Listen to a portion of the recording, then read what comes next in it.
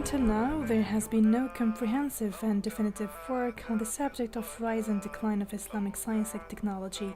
Enough historical material is available to enable us to identify the following as the major factors which account for the rise and brilliance of Islamic science during the Golden Period. As a first factor is the role of religious consciousness as a motivating force for the quest of science and technology. From a correct understanding of the Tawhidic spirit, there flows a general respect for knowledge. In other words, there was a wide dissemination of those teachings of the religion that are concerned with knowledge in all its aspects. As a second factor, the faithfulness to the Sharia, which inspires the study of various sciences. There's also the birth and rise of great translation movements that lasted for several centuries. The translation movement in classical Islam was the grandest in the history of transmission of knowledge from one culture to another.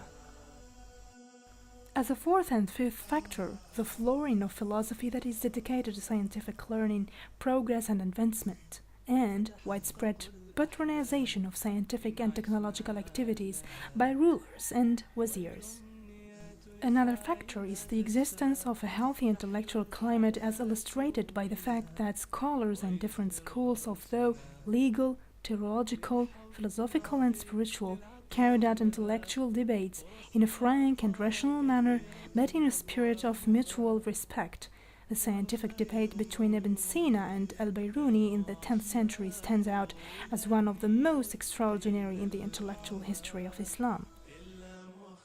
But Osman Bakar, in his book Tawhid and Science, says that the major factors which account for the decline of Islamic science and technology may be identified with those internal and external factors which resulted in the gradual disappearance of the positive factors, as the lack of patronization of science, political corruption, internal strife, the rise of the religion legalism and sectarianism, the neglect of the inner dimension of knowledge in the religion, and untold destruction at the hands of the Mongols.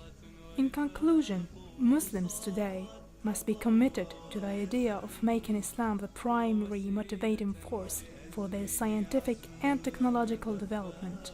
People may be inspired to study and acquire science and technology for numerous reasons, including religious, ideological, economic, and political.